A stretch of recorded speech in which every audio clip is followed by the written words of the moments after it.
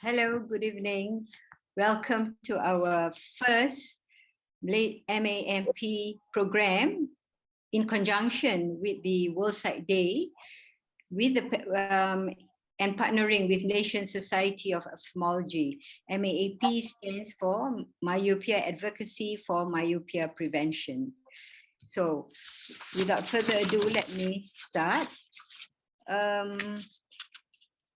Our MAAP is actually a group of people, a group of doctors, is pediatric ophthalmologists, and our main objective is to reduce myopia and reduce high myopia. So our mission is to raise awareness of myopia through education and collaborative efforts with all partners, including eye care professionals, parents, educators, and also policymakers. And our vision is to reduce the prevalence of myopia and high myopia in the Malaysian population. As we know, myopia is a hot topic now, especially with the PDPR going on and all, a lot of, lockdown. So there are a lot of children that is having high myopia. The refractive power has increased. I'm very happy today that we have Dr. Sunder Ramasamy from Thomson Hospital, who will be speaking on the insights on myopia to the audience. Hello, everyone who is watching. Yeah. So first, I'd like to introduce myself. I'm Fazilawati Kamarudin, Dr. Fazilawati Kamarudin. I'm a pediatric ophthalmologist and also head of ophthalmology from Hospital Tengku Ampuan Rahimah Klang. I have 18 years of experience in ophthalmology and 10 years of experience in pediatric ophthalmology. So I'm happy to introduce Dr. Sunder, who is also my good friend. Dr. Sunder is a consultant ophthalmologist and a pediatric ophthalmologist at Thomson Hospital, Kota Damansara, and Oasis Eye Specialist. He's also a visiting consultant ophthalmologist with the Ministry of Health, Malaysia. Dr. Sunder has extensive exposure in the field of ophthalmology. In addition, he's also subspecialty trained in the field of pediatric ophthalmology at the Singapore National Eye Centre and is exit certified by the Ministry of Health, Malaysia. Dr. Sunder's focus of interest is in children-related eye conditions like myopia, strabismus, amblyopia, pediatric cataracts, and also pediatric glaucoma. Dr. Sunder is a fellow of the International Council of Ophthalmology and a member of the Malaysian Society of Ophthalmology. Okay, good evening, Sunder. It's nice to see you again. I mean, even though it's virtual, right? But yeah. Yes. Okay. So the audience are asking, can you explain a bit about myopia or short-sightedness? Yeah. Okay. Now, I think it's going to be a fun dialogue this next, half an hour, 45 minutes, where we actually try to break down what myopia is and what are the repercussions of myopia among our children and why we are taking it so seriously. And now we're going to try to explain it in as easy a way as possible for the everyday person to understand. So the first thing I'm going to touch on is like what Dr. Fazilawati had asked me, what is myopia? Now, myopia basically, in common words, is short-sightedness or nearsightedness. And it's a very common problem that occurs in preschoolers, that means those below the age of 6, and also in school-going children, may it be primary or secondary school children, teenagers. Now, how does myopia affect you? Now, it affects your distance vision. Now, you normally can see objects well which are near, but as the object of interest moves further away, it becomes more and more blurred and you have trouble viewing it. So for a child, it may become difficult with myopia to view, say, writing on a whiteboard. We don't say blackboard, this is whiteboard, right? Or if there is somebody far away, they may not be able to recognize the person's face. And now, why this occurs? Why does myopia give this problem. What is the basis of this is basically in myopics or in short-sighted people, their eyeball is actually longer than normal. And when it's longer than normal, or if the cornea, the black eye, is more curved than it should be, it will bring the focus of the image in front of the retina, not on the retina. And this will cause a blurring of the vision for that individual. So that, in a nutshell, explains what myopia is. I hope that's clear enough for the listeners. Yeah, I hope the audience is clear on the explanation, yeah, on myopia. So basically, it is short-sightedness lah. That means the child cannot see far. Okay. Yes. So, what about the incidence of myopia in Malaysia and also worldwide, and how do you see it in the future to come? Okay, now it's interesting. Now we do have data. We don't have data for Malaysia per se, but if you're talking about Southeast Asia, yes. Now, in 2010, about 27% of the population in Southeast Asia were myopes. This versus about 39% of the world population. Now, come 2050, that's 40 years ahead, where the world population is projected to be about 9 billion people, about 62% of people in Southeast Asia will be myopic. 27% to 62%, that's a huge jump. World population also will be more than 50%. Approximately 52% of the 9 billion people will be short-sighted. And of these 9 billion people, 10% will be severely short-sighted. Yeah, so normally when we say severely short-sighted, more than 600 power. So that's actually staggering, the number of myopics that are going to be. They're going to outnumber and outstrip the normal vision people. So that's something to be a concern and worry about. Yeah. So it's a worldwide phenomenon, actually. Yeah, and our fear is high myopia, especially because with all the problems of getting myopia, you can get myopic maculopathy, you can get retinal detachment, retinal break. So of course, we want to prevent that. So that's why we need to start from children, because when they grow up, they can get all that, isn't it? Yeah, okay.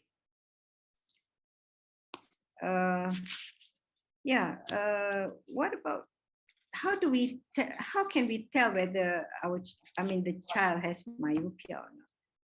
Okay, it's a good question. Now, this is a fundamental question, and normally it's people who are around these children that would pick it up. That means parents of family members, or actually teachers who are teaching them. And the children that we normally do pick it up in are the preschoolers and school-going children. So what would they demonstrate to suggest that they may have myopia? I think the first thing is the squinting of the eyes. When I'll just take out my glasses, they go like this, they squint their eyes, or they squeeze their eyes. So that would be one thing. So if a child keeps doing that, then you have to suspect the child is not seeing well. Now, the second one is holding an object close. That means a book. If they're holding a book, they hold it very close. They go very close to the book. Or if they are in a class and there's writing on the whiteboard, they can't see the writing, they go walk up front. They go close to see, and they do that repetitively. Or the other thing is TV. When you're watching TV, don't sit in the normal distance like we do. They go closer up. So that, forget about the large screen TVs. I'm talking about the normal TVs. So these are the two more common indicators that a child may actually be having vision problems, and most likely myopia. Now, some of them also rub their eyes. So frequent eye rubbing doesn't mean allergies all the time. Frequent eye rubbing can also mean that their eyes are tired, they can't focus. So that's another cue to suggest that the child may be having myopia. Now, turning a head to one side to see, turning like this to see, or turning like this to see, is also another sign that the child may not be seeing well, who may be having myopia. Now, inattention. Now, there are some activities that require distance vision. Now, if a child persists in showing inattention or boredom towards these activities, then you got to suspect that there could be something wrong with the vision. Ask them to go play ball and catch, and if they don't like it, or go cycling, they don't like it, there may be a reason for that. Yeah. Now, tearing and headaches, these are also suggestive of vision problems and it can be sometimes related to myopia. And one of the last things that I'd like to mention is poor motor skills. That means difficulty to learning to ride a bicycle, clumsy falling when they're running, hitting into glass doors, tripping and falling easily. These are all signs that the child may not be seeing well. Myopia can easily be a cause for that. So in a nutshell, these few reasons or these few presentations may indicate that the child may be having myopia. They may be isolated or they may come, a few of the symptoms may come. And do you have anything to add, Dr. Fazila? I mean, these are the ones I know I don't come across. Yeah, basically they will be squinting like what you said. They'll be squeezing the eyes to see and then looking close.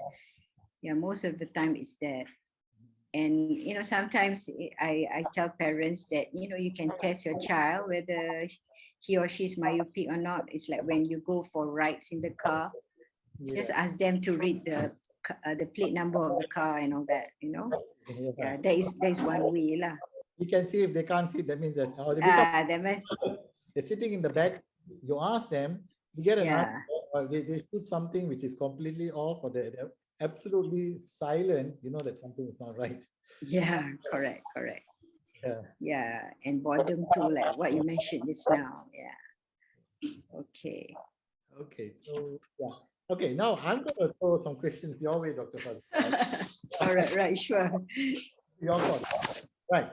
So now, what are the risk factors for developing myopia? What are the factors that we know now that could be a reason to develop myopia? Okay, especially now, I mean, with the PDPR going on, so there is a lot of near work, and then there is less outdoor activities. So that indirectly can increase the myopia in children. As in there's a study in China that said that the short-sightedness increased by 3 times, during the pandemic. It's a paper in 2021 by JAMA, and from JAMA, yes. And then comparatively, they studied 5 years before that. It wasn't much increment. Okay, this is important because sometimes, I mean, especially for babies, right? To me, for babies, they're not supposed to watch cartoons from handphone or laptop. I mean, video call babies as in before 18 months, yeah? I mean, they should, I mean, the screen time is basically video call with the grandma, grandpa, okay? But then after about 2 to 4, after 2 years old, 2 to 4, or just 1 hour per day, and the others 6 to 8 or 8 to 12, when they have this classroom, online class, sometimes you can't tell them to watch like 2 hours, 3 hours, because the class go on and on. So what they need to do is to adapt the rule 20-20-20, which is after being at the laptop near work for 20 minutes, they must rest their eyes for 20 seconds by looking outside as far as 20 feet away. And 20 feet away is like, you look out of the window and you see the far buildings, the trees outside. I mean, that's good enough. And then furthermore, you need to have more outdoor activities. In PDPR, you have to be in the house and you don't do much outdoor activities. Outdoor activities ideally is 2 hours per day. Yeah, because studies showed that when you are outside, right, the ultraviolet rays from the sun, it will release dopamine and it will inhibit the elongation of the eyeball and inadvertently the myopia. What about the role of genetics, Dr. Faz? I mean, there's a bit of talk about that in myopia these days. Do you have any comments on that? Yeah, I mean, it is significant actually, because if you comparatively, if your parents are not myopic, chances of you getting myopia is less. Mhm. And if you have one myopic parent, your risk is even higher. And if both have parents, I mean, both parents are myopic, the risk of myopia is even higher. And then other than parental myopia, is also environment and education.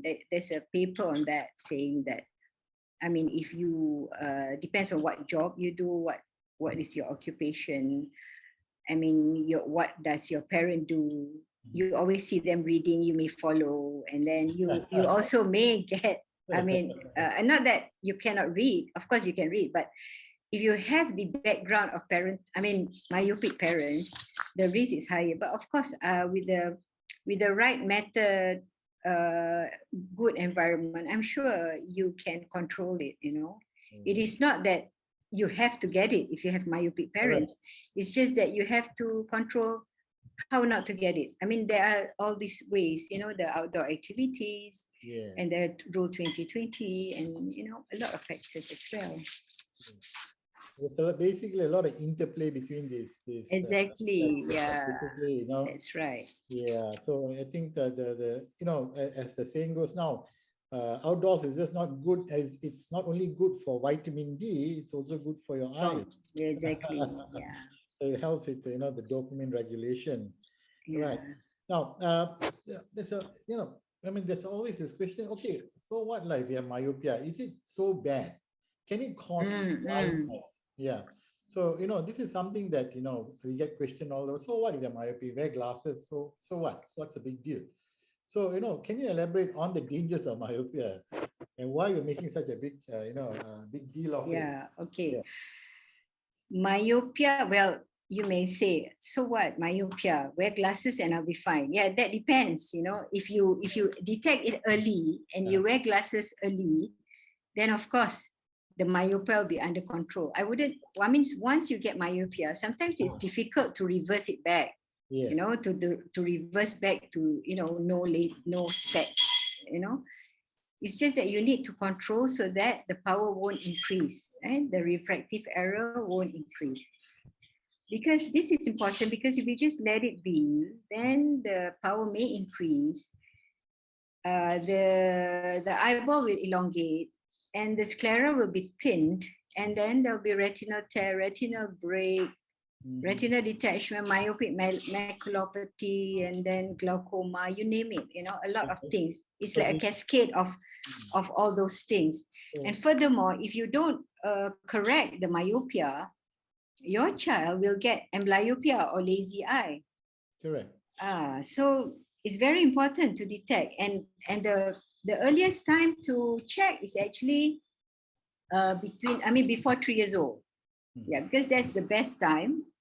And if you detect early, then the refractive error will be more controlled, more maintained. Yeah. Yeah, so it's you know, myopia can actually lead to blindness. Basically, if you're so unlucky as to develop a bad retinal detachment, or you develop glaucoma. And of course, in the earlier group of children, as I mentioned, Dr. Fazilawati, if you don't pick it up early and it's neglected, then amblyopia or lazy eyes can become an issue, and that can affect the child, eventually as they're growing. Yeah, so those are the issues with myopia, and why we are actually trying so hard not to have our children become very, very short-sighted. Yeah, right. So do you want to throw some questions my way, Dr. Faz? Okay, yeah, I've got a question here. Someone asked me. So how do you prevent it from getting worse? What are the steps other than outdoor and reduce the work? What are the steps? This is something that's very important. Of course, now The first thing is we know that natural sunlight is very important in the control of myopia, and that has now become very evident from the papers that have been published. So much so in countries like Taiwan, school children are now, it's mandatory for them to go out for a certain number of hours every day during their lunch break, physical education classes. They do, so sorry. They have to do that on a daily basis, and they have to spend a certain amount of hours outdoors. And that actually, we should translate that to our kids on a daily basis. Get them outdoors. I mean, now with the pandemic settling down, that opportunity will come back again. Get them going to the parks. If once it's safe, playgrounds. Get them, take them on walks with you. Some of these children, they just don't like going out. They just want to be homies. Stay at home. Pull them, take them for a walk. Even if it's in the evening, it's not too hot, but they're still getting some amount of natural sunlight. When we say natural sunlight, it's about, even about 10,000 lux. So that means putting a child under a tree on a bright day is more than enough. So taking them for walks or getting them to cycle with you, things like that. Or do some recreational sports, get them involved in, badminton, ping pong, go play tennis, things that we used to do, which they don't do so much these days. Or even things like gardening and, having pets, outdoor hobbies, rather than sitting indoors and playing, all these games online. So now that comes to the second thing, the parental controller devices. Now, like phones and tabs are very important. There are some parents who are very clever. They know how to put controls. Most of us are not, including me.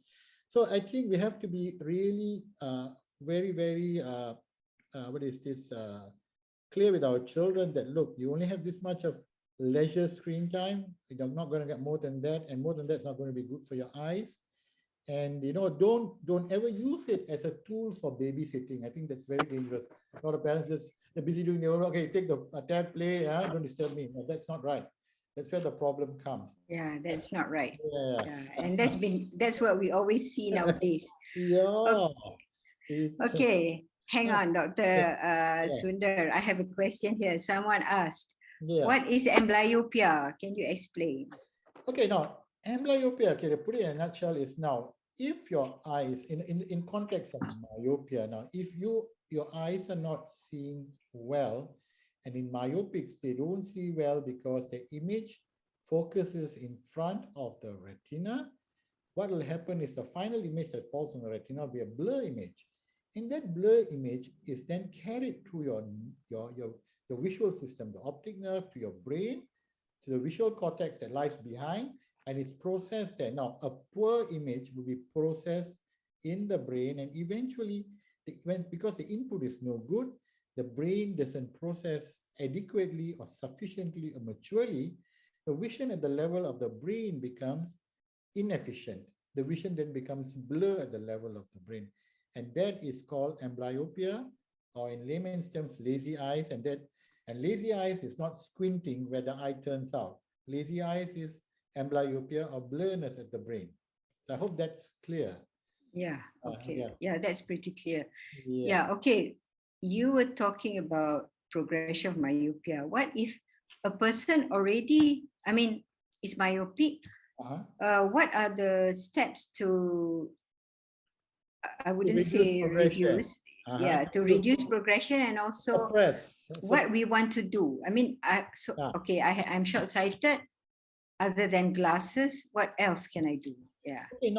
Okay, when we talk about glasses that we use now, it's called single vision glasses. Now, I'm coming to that. Now, there are a lot of things that are there for myopia. Now, before I go to this, I wanted to mention something. A lot of our children, when they do their reading and writing, they don't do it properly. They sit on their backs, they sit on their tummies, they lie on the sofa, they sit on the beds and read. All this is bad for the eye, it's bad for myopia. Get them on a table with good lighting. I think that's really important, and a lot of our children don't do that. Now, I wanted to mention this because, and I get asked this very often, and I thought it would be something useful to mention. But coming back to what Dr. Faz had asked earlier, right? If the child is having progression in the myopia, what can we do to quell it, apart from what I've mentioned, what do you call it? more more conservative methods. Now we have eye drops that are available now. These eye drops have been around maybe for the last 10 years. And one in particular is called Atropine 0.01%. Now this drop has been used extensively around the world now. And we know that it can be used to suppress the progression of myopia. It's got a very good safety profile. Now, it's also available in Malaysia, and I know a lot of parents are using it for the children. A lot of them have good results. Yeah, so that's one. Now, coming back to the glasses, Dr. Fazilawati, which you asked me, no, the single vision glasses are the normal glasses we use, but we have now what we call myopia control glasses. Now, they are, and myopia control contact lenses. Now, the control glasses, there are a few types. Now, the ones that have been around longer are the bifocals. That's supposed to help reduce something called accommodation. Yeah, accommodation is the process of adjusting to see near, and when we do a lot of accommodation, that actually causes the eye to go into something called a hyperopic defocus, and that will cause our eyes to then strain and elongate also. So these glasses, bifocal, and also some specialized multifocal glasses, or what we call it progressive additional lenses, are known to actually help to a certain extent in reducing the progression of myopia. Recently, we've had another special myopia control lens, and it's called the DIMS lens.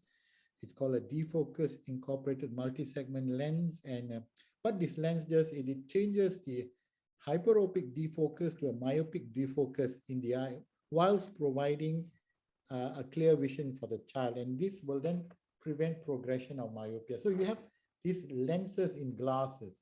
Now, we also have lenses in contact lens form, and parents have asked me many times.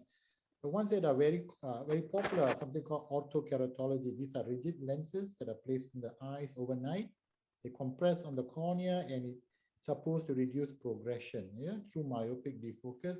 Similarly, we have soft daily disposable contact lenses that are available that are also useful for myopia control. Right, so these are ways we can actually suppress the myopia progression in children who are already showing progression. You know, those who already had myopia, they're progressing, apart from what we have already suggested earlier. I hope that, you know, gives a clearer idea to the parents or to the listeners. Yeah, what's hot now is the Atropine, the 0.01%. Yeah, that's, you know, became very popular worldwide. Yeah.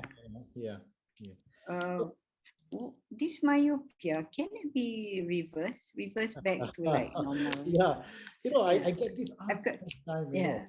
No, you see, myopia, I always tell them, look, once you are short-sighted, you're short-sighted, it can only increase. And the myopia that most of us will have is something called axial myopia, where the eyeball just elongates, yeah. So once the eyeball elongates, you can't shorten it, okay. Then I get asked this question, doctor, then what about those laser surgery and all that? We can correct it, what? Yeah, I said, yeah. When the child is becoming a young adult, and if they're suitable for it, then they can go for this LASIK or laser corrective surgery. But in LASIK, we are only ablating the cornea. We're just burning the surface of the cornea to adjust the power, because cornea contributes to a large extent to the power.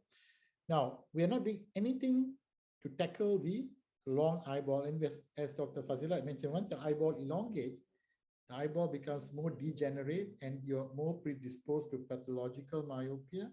So that risk is not taken away.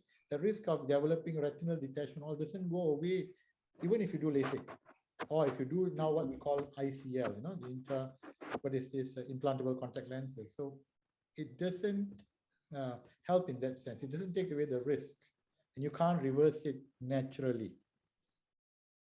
Yeah.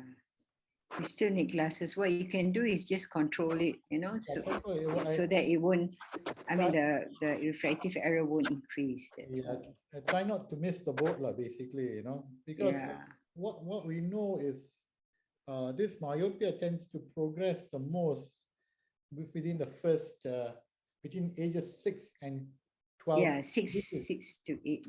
Yeah, 6 to 8, up to 12, 13. That's the time they increase the most. And, you know, if a child is increasing then, and if you don't do something to prevent it from increasing then, by the time the child is 13, 14, they may be already too late, And, we know the drops Yeah. work best at this age group, and even the myopia control glasses. So I think it's important to pay attention to these children who are having this progression. Yeah.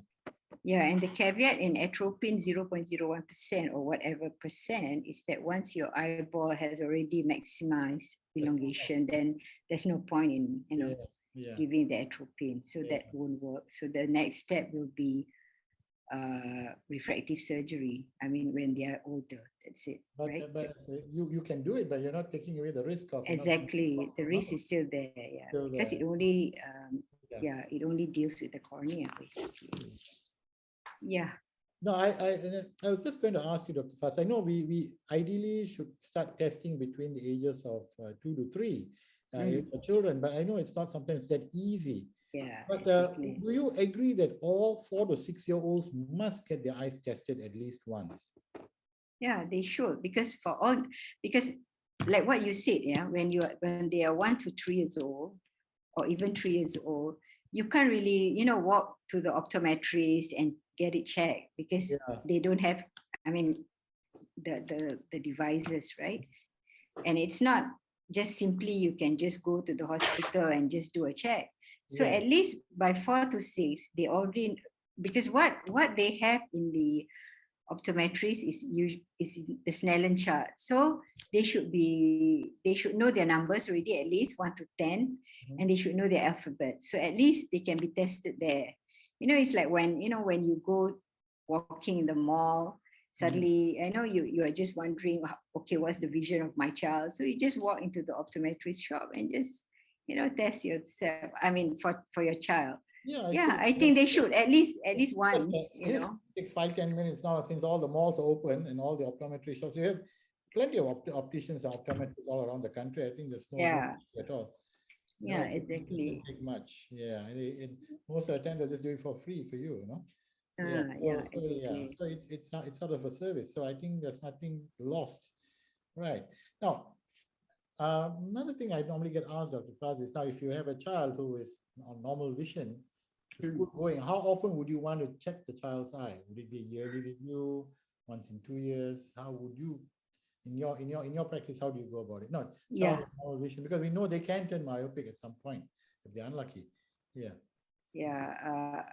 Once a year should be good enough, actually. So I think once a year is fine. Yeah. Or if you really can't, at least once in 2 years, maybe. But then once you already have myopia, then at least that one is definite, at least once a year. Once a year, right, or 6 monthly, or correct. True. Eye doctor is doing a follow-ups. Yeah, I just wanted. This is another one I get now, Dr. Faz. Doctor, is there any special food or supplements I can give my kid for myopia?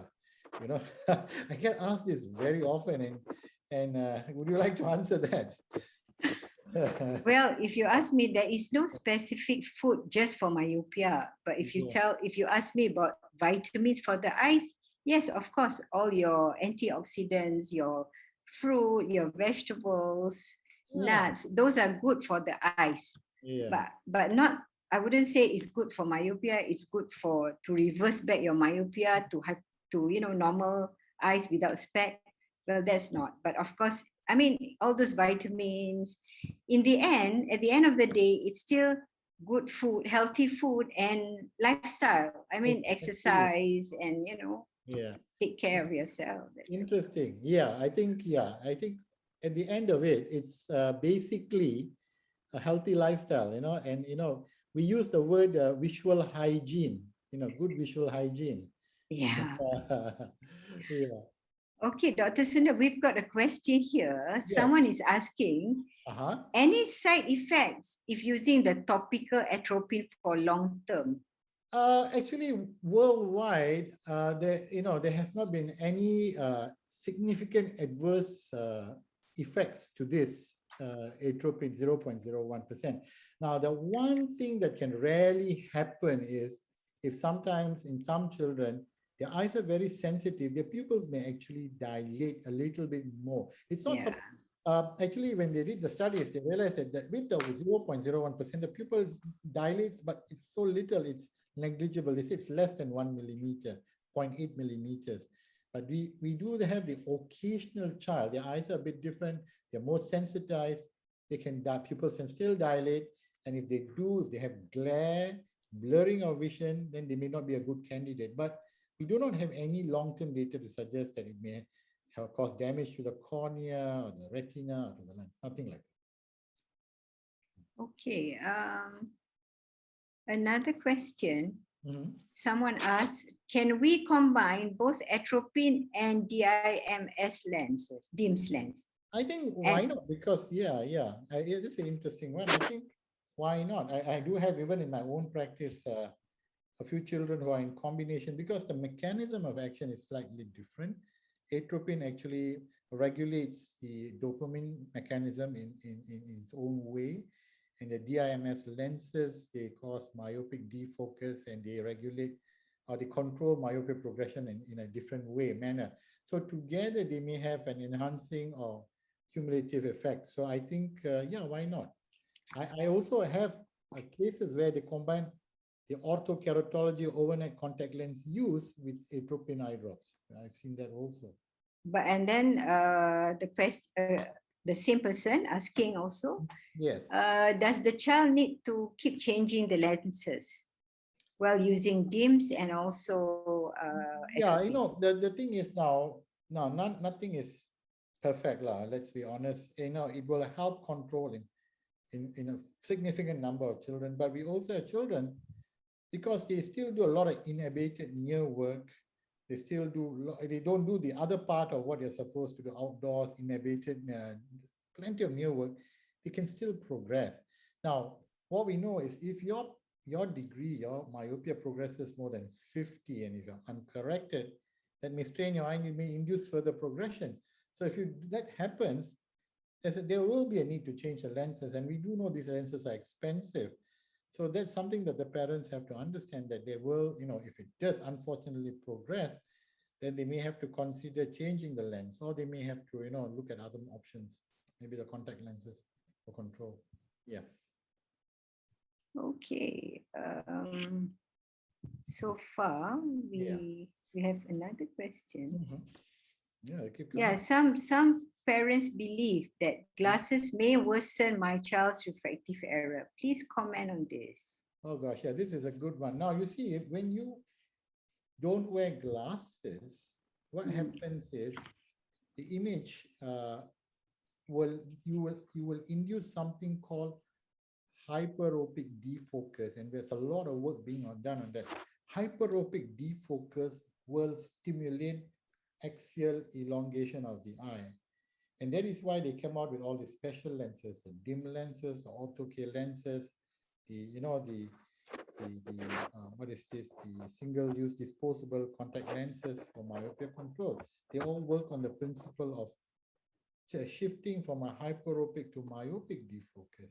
So that is why you need to get them on glasses. Even if you get them on single vision glasses, you still have a bit of hyperopic defocus, but you stabilize the vision. So that all believe that putting them on glasses may work, or under-correcting the glasses. The power is 500, you give them 400. Really, it's something obsolete now. I mean, it's something that even it's not definitely not evidence-based.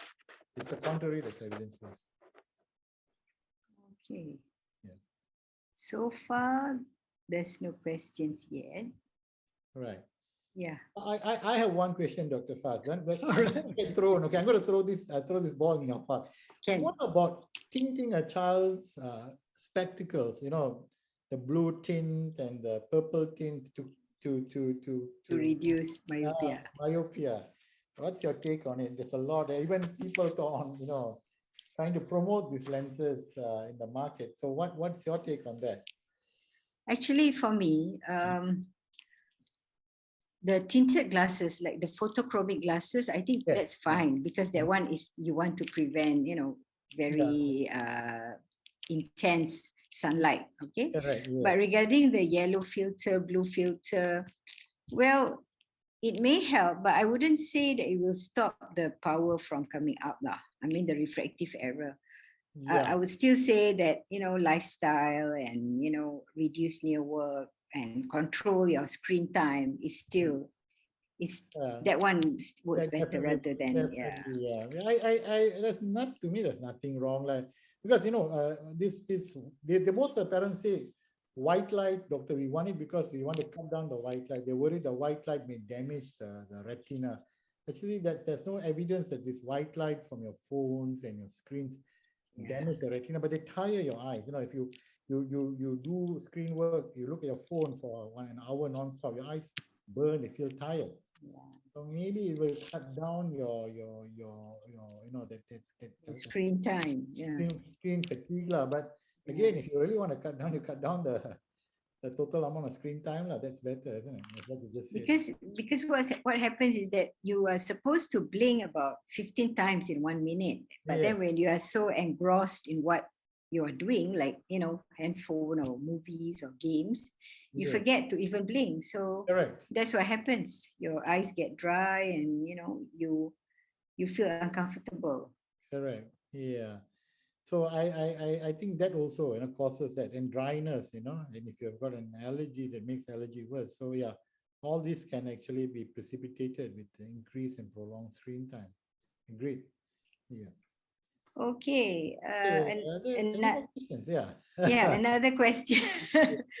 Should the kid change glasses if the power change is minus 0.25 or plus 0.25? I think no, because I mean, in terms of vision, I think the vision is more or less there. Yeah. I think no, you just my take is not that you don't have to. Unless the glasses are scratched, the coating is exactly. or the, you know, it's a chip on the lens, then you change it. Yeah. Plus 0.25 is not necessary. Yeah, I don't think so. Yeah. All right. So far, no questions yet. Yeah. Oh, another one. It keeps popping up. Not bad. Okay, what is the rate of slowing down myopia with using low dose atropine? I mean, studies have shown you can reduce it by about 50%, you know, the progression. So it's not going to stop it. Like we love to use now, it's going to flatten the curve of progression. So that's what has been, you know, as in the studies has been shown. And I mean, clinically, we've also seen that, yeah, it does slow it down, definitely. Yeah, it slow it down. Yeah.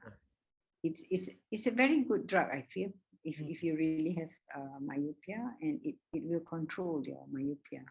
Yeah. But it's not easily available. That's it. I mean, yeah. It's only available in the hospitals and, you know, the eye hospital. Not available in the pharmacies yet, as per se. Yeah. Okay. Sometimes we need to compound it. Yeah. If you really want, we can compound the atropine. Okay. Another question. How to determine when to start and to stop the low dose atropine eye drops? Good question. Now, I mean, the practice patterns vary, but what about you, doctor? What's your? Okay, when to start? All right. My take is that I'll start when the child is at least 5 years old. That's fair enough. Yeah, I think so. Yeah, 5. Yeah, and then they have to use it every night for at least 2 years. I mean, of course, firstly, okay, first I must establish it's myopic, right? The child is myopic, and then start him or her on glasses. Okay, and then I will call him back, say maybe in 6 months, and then see if there is progression or not. If there's no progression, I will still wait. If there is progression, say about 0.5, 0.75, I may explain first, right? And then I call again. And then if it's still progressing, or is it's still 0.05, minus 0.75, and also the background. The parents have myopia. Correct. I would start straight away, but I would go for 0.01% first. Yeah. And I would go for at least 2 years and see the progress. I may stop if it's working well, but if it's not, I may just continue. Right. 3, 5 years, I think it doesn't matter. I mean, the ATOM study said that you use 2 years and then you stop, but nowadays If it's still increasing, you can just continue. Some even from the latest study, they also use it until 7, 8 years old, when they know that the axial length has already stabilized. Some even pre-adolescent. Yeah, I think continue. you can still do the pre-adolescent 12, 13 without a problem. Yeah, exactly. Interestingly, because we do know that once you stop it, sometimes there can be a rebound increase. Yes, exactly. That's right. Yeah, so I think that would, that's really, really very, very nice. Thanks. I think that's how I would do it too. Yeah. Okay, another question. Yeah, Wow, this is like pop quiz, huh? You're getting questions. yeah. All right. For how long can low dose atropine be prescribed? Yeah, that one I think we've already answered, right? That until the early adolescence. depends on the child. refractive error lah. If it increase, then continue. Right. If it stabilize, then maybe you can stop for 2 years, after 2 years.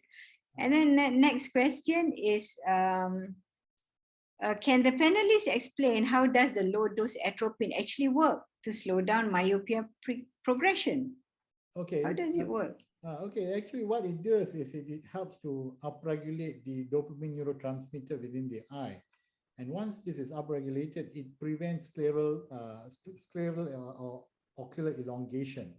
So I think that in a nutshell explains, it's a biochemical mechanism to actually retard progression of myopia. Yeah. Actually, the mechanism, nobody is actually so sure how, right? It's just that the effect of it that people saw, right? Yeah. It sort of reduced the elongation of the eyeball. Yeah. So yeah, exactly. And it reduce the sclerotining and all that, right? Correct.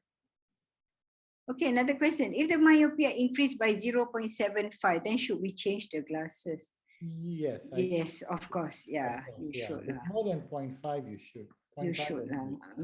You should. Okay. Yeah. Right. So far, no questions yet. Yeah. Okay. Yeah. I think there are no more. Seem like no. Yeah. Anything you want to, highlight or discuss regarding myopia? Something that you think, before you go, is there anything, a take-home message? Okay, for me, the take-home is now, myopia is a real problem. It'll affect us in many ways, in the sense that if your child is highly myopic, eventually they're at risk for having problems with their vision in adulthood. If they're myopic at a younger age, and if it goes unnoticed and not corrected properly, it's going to lead to amblyopia and some possibly permanent visual loss. So the reason we formed MAMP was to impress upon our public the importance of tackling myopia as well as possible. And much so during this period when the pandemic has also caused a lot of chaos in terms of children's screen time, which has increased multiple fold. I think an average child could easily be doing 6 to 7 hours of screen time a day now, and that's immense. And with this, I doubt. Definitely the screen time will abate a little once they go back to physical school, but how much is a big question. So I think take-home message here is myopia is a real problem. It can happen to you don't have, as parents, you don't have to have myopia. A child can be myopic, and I've seen that happen in many times in my practice, and I'm sure Dr. Faz has also seen that. And please, take those steps that I've mentioned: outdoors, natural sunlight, less screen time, and that is, I think, the first step in prevention. Yeah, the question is also, there's one question on how to slow down myopia, and that's part of your answer just now. Yeah. Reduce screen time and more outdoor activities, change lifestyle. More, good healthy food and Back Yes, to basics, yeah. exercise and Yeah. all that. Okay, thank you very much, Dr. Sunder. It's been a Okay. pleasure having you around. And likewise, Dr. Fazilawati, it's always Yeah, yeah. yeah. I mean, with all this virtual thing, we don't get to meet face to face. Yeah, Correct. but yeah, but it's soon. Yeah. Now that it's already the borders are open. Okay, so I thank you and the So, audience who are here, who spend their time listening to us. Right. I'd like to thank the sponsor, IDB, and also MAAP, which Malaysia Advocacy for Myopia Prevention, and partnering with Malaysian Society of Ophthalmology for making this, for organizing this and, execute all these talks. Yeah, I want you to remind the audience, I'd like to remind the audience there'll be another session on Friday, 15 October at 8 p.m. about myopia, short-sightedness, is there a cure? It'll be, and the panelists will be Prof. Dr. Chu Mei Mei from University of Malaya and also Dr. Miswan Muiz from Tun Hussein On Eye Hospital. That'll be 15 October, Friday, 8 p.m. Stay tuned. And another one, the official opening actually for the World Sight Day launch is on Saturday, 16 October. That is at 9 a.m. in the morning. This is the main event actually. It will be a session by Dr. Safinas Khalidin from Hospital UKM, Hospital Chancellor Tunku Mukhris University Kebangsaan Malaysia, and Dr. Chung Ifong from International Specialist Eye Center. Okay, so put that in your calendar. 15 October, 8 p.m., 16 October, 9 a.m. All right, so, and then you can see the full agenda actually through the FB page, IG account, and MAAP website. There'll be, and on the 16th of October, there is our first animated video on Malaysia. It's a video talking about, it's an animated video whereby we have Mio, Mio, who will be, it's like our mascot, okay, for MAAP, and he will be, the owl, right? Will be talking on how to take care of your eyes. So it'll be an animation on Mio's adventure outdoor playing during the pandemic.